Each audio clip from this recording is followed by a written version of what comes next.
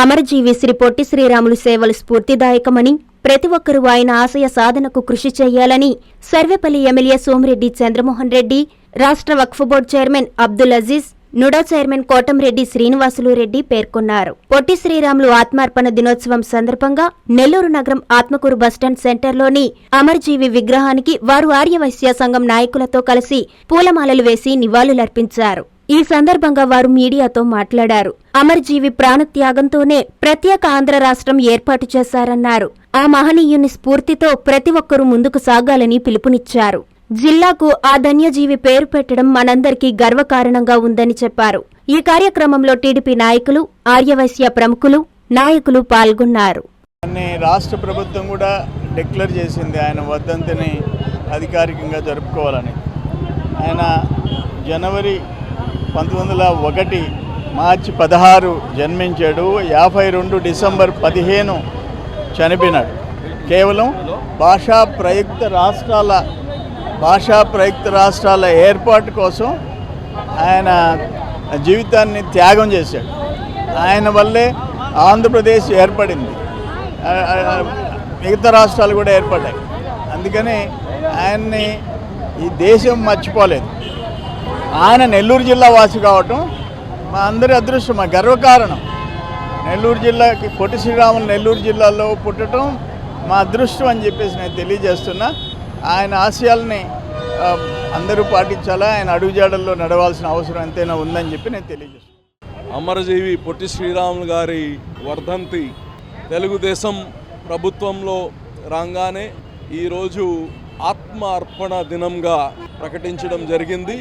ఇంక నుంచి రాబోయే రోజుల్లో అన్నీ కానీ డిసెంబర్ 15 పొట్టి శ్రీరాములు గారిని స్మరించుకుంటూ ఆత్మ అర్పణ దినంగా ప్రభుత్వ లాంఛనాలతో ప్రతి సంవత్సరం కానీ డిసెంబర్ 15కి గ్రామాల కాడి నుంచి నగరాల కాడి నుంచి మొత్తం రాష్ట్రంలో కానీ ఇది పొట్టి శ్రీరామ్ గారు ఆయన త్యాగాలకి స్మరించుకుంటూ ఈ దినాన్ని అంకితం చేయడం జరిగింది.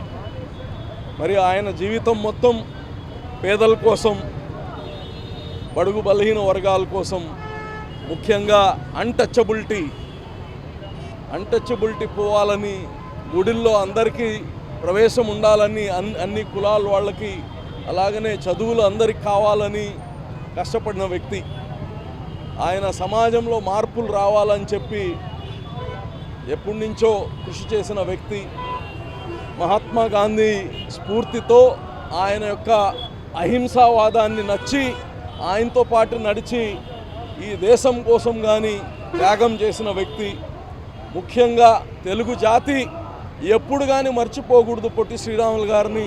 అందుకోసమే చంద్రబాబు నాయుడు గారు అలాగే ఈ కూటమి ప్రభుత్వం ఈ దినాన్ని ఆయన ఆత్మ అర్పిత దినంగా ఈ రాష్ట్రానికి అంకితం చేయడం జరిగిందని కానీ తెలియజేస్తూ, ప్రతి ఒక్కరం కానీ ఇటువంటి మహానుభావులు అందరి చరిత్రలు తెలుసుకోవాలి. మన బిడ్డలు వీళ్ళ చేసిన త్యాగాల వల్ల ఈరోజు మనం తెలుగు జాతికి ఒక రాష్ట్రం ఉందంటే వీళ్ళు చేసిన కృషి ఇది. లేకపోతే ఈ రోజుకి కానీ మనం మద్రాసీలనే పిలిచేవాళ్ళు మనల్ని. కాబట్టి ఈ మహాత్ములందరినీ మర్చిపోకుండా స్కూల్స్లో కానీ మన బిడ్డలకు కానీ తెలపాల్సిన బాధ్యత ప్రతి ఒక్కరు తీసుకోవాలని కానీ తెలియజేస్తారు. అమరజీవి పొట్టి శ్రీరాములు గారు 1901 మార్చి 16న మద్రాసులోని అన్నాపల్లె వీధిలో గురవయ్య మాలక్ష్యమ్మ గారికి దంపతులకు జన్మించారు. ఆ తర్వాత అక్కడనే విద్యాభ్యాసం పూర్తి చేసుకొని అక్కడి నుంచి ముంబైలోని శానిటరీ ఇంజనీర్గా చేశారు. అక్కడి నుంచి రైల్వేలో ఉద్యోగం చేస్తూ ఆ తర్వాత వివాహం చేసుకున్నారు. వివాహం చేసుకున్న తర్వాత కుమార్తె జన్మించి చనిపోయింది. ఆ తర్వాత కొన్ని అనివార్య కారణాల వల్ల భార్య కూడా చనిపోయింది. ఆయన ఫ్యామిలీ అంతా ఇలా అయిపోయిందని మనస్తాపం చెందుతూ గాంధీ ఆశ్రమం, సబర్మతి ఆశ్రమంలోకి ఎంటర్ అయ్యారు. అక్కడ ఏదన్నా మనకు బడుగు బలహీన వర్గాలకి ఏదైనా చేయాలనే ఉద్దేశంతో 1946లో మూలపేటలోని వేణుగోపాలస్వామి దేవస్థానంలో గిరిజనులకు ఆలయ ప్రవేశం కలిగించాలనే ఉద్దేశంతో అక్కడ చేయాలనే ఉద్దేశంతో అక్కడ నిరాహార దీక్ష ప్రారంభించి ఆలయ ప్రవేశం అయిపోయిన తర్వాత తిరిగి గుడివాడ వెళ్ళిపోయారు.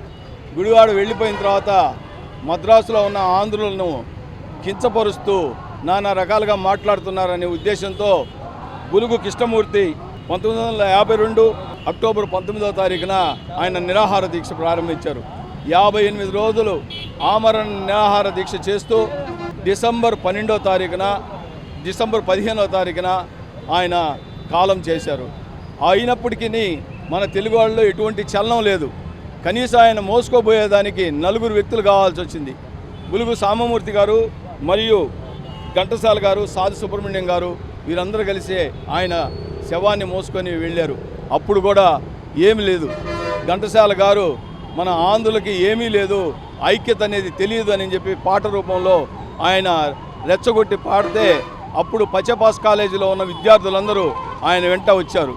ఆయన వెంట వచ్చిన తర్వాత మద్రాసు మొత్తం అల్లకొల్లోలం అయిపోయింది, దహనకాండగా మారిపోయింది. ఆ తర్వాత అప్పుడు గవర్నమెంటు ఆంధ్ర భాషా ప్రయుక్త రాష్ట్రాలకు నాంది పలికినటువంటి పొట్టి శ్రీరాముల వల్ల ఆంధ్ర రాష్ట్రం ఏర్పడింది. అందువల్ల మనము ఈయన్ని ఆ జన్మాంతం గుర్తుపెట్టుకొని ఉండాలా. మనం ఈరోజు ఆంధ్రప్రదేశ్లో ఉన్నాము అని అంటే అది పొట్టి శ్రీరాముల చలవే.